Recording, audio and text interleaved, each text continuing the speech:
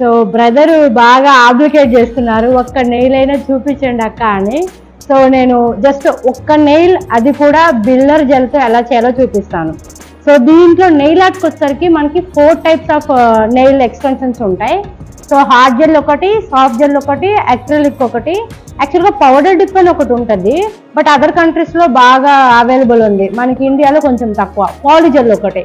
So total 4: polygel, builder gel, soft gel and acrylic. ఈ రోజు నేను సాఫ్ట్ జెల్తో ఇన్బిల్ట్ ఆర్ట్ ఎలా చేస్తారనేది సింగిల్ నెయిల్కి చూపిస్తాను. ఇది చాలా ఈజీగా ఫాస్ట్గా అయిపోతుంది. సో మనం నెయిల్ ఆర్ట్ చేసే ముందు బేస్ని ప్రిపేర్ చేసుకోవాలి. సో నెయిల్, దీన్ని ఎక్స్ప్రెస్ నెయిల్ అంటాము.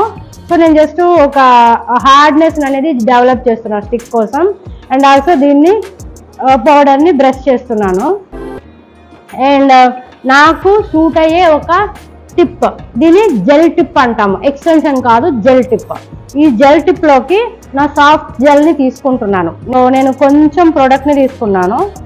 ప్రోడక్ట్ని తీసుకొని ఒక ప్లేట్లో ప్లేస్ చేశాను.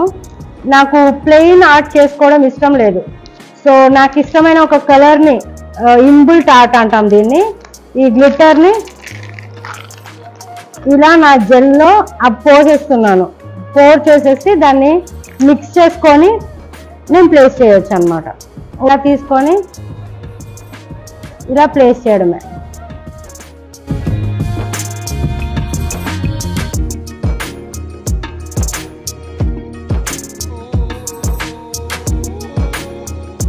సో నేను వచ్చేసి జెల్ టిప్ అంటాం కదా, ఈ జెల్ టిప్లో నా ప్రోడక్ట్ని ఇన్బిల్ట్ చేసేసాను.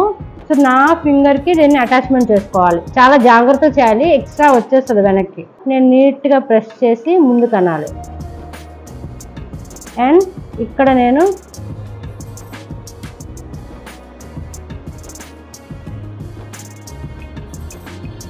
ఇక్కడ నీట్గా స్ప్రెడ్ చేశాను అండ్ క్యూర్ చేస్తున్నాను.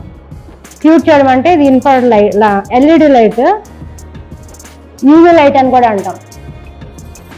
హీల్ అయిపోయింది మోస్ట్లీ. నేను ఈ క్లిప్ని తీసేసినాక దీన్ని కొంచెం ఇలా ప్రెస్ చేసి ఇట్లా అంటే వచ్చేస్తుంది. ఇప్పుడు నా నెయిల్ చూడండి ఎంత బాగుందో, రైట్? బాగుందా?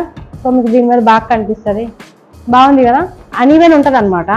నేను ఈ ప్లేస్ని మాత్రమే ఫైల్ చేస్తే సరిపోతుంది. నాకు నచ్చిన షేప్లోకి ఫైల్ చేసి టాప్ కోట్ వేసుకోవచ్చు. సో వితిన్ 2-3 మినిట్స్లో మీకు ఒక డిఫరెంట్ నెయిల్ అనేది వచ్చేసింది. Just 2-3 minutes. కానీ చూడడానికి ఇలా ఈజీ ఉంటుంది, చేసేటప్పుడు అది నీట్గా ఎలా అప్లై చేయాలి, ఎలా క్యూర్ చేయాలి, సో క్లిప్ ఎలా చేసుకోవాలి, జెల్ బయటికి రాకుండా ఎలా చేయాలి, సో ఇదంతా ప్రాక్టీస్ ఉంది కాబట్టి ఇది బయటికి రాలేదు. లేకపోతే దీన్ని ఒక్కదాన్ని చేయడానికి స్టార్టింగ్గా చేసేవాళ్ళు ఈజీగా 20 మినిట్స్ చేస్తారు లిటరల్లీ. సో మనం ఈ ఎడ్జెస్ అనేది పాలిష్ చేయలేదు అంటే ఇక్కడ చిన్న చిన్న పాయింటెడ్గా ఉంటాయి, మనకి ఇలా గుచ్చుకుంటూ ఉంటాయి. అందుకని కంపల్సరీ మనం ఈ ఫైలింగ్ అనేది చేయాలి. అలాగే దీన్ని లేయర్ని ప్రొటెక్టివ్గా ఉంచడానికి, షైనీగా గ్లాసీగా ఉంచడానికి ఖచ్చితంగా టాప్ కోట్ అనేది చేయాలి. సో ఒకవేళ ప్రోడక్ట్ ఎక్స్ట్రా ఉంటే ఎలా చేయాలి అనే దానికోసం ఓపెన్ చేశాను నేను. నాకైతే పెద్ద ప్రోడక్ట్ ఏం లేదు.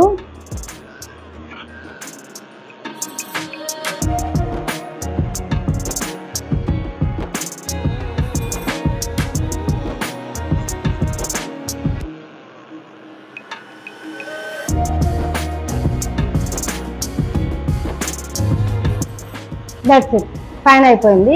నేను టాప్ కోట్ వేసేస్తాను, అయిపోతుంది.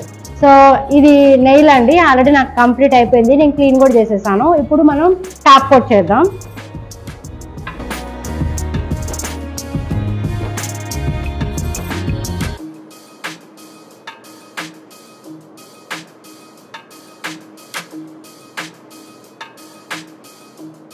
టాప్ కోట్ చేసేసాను.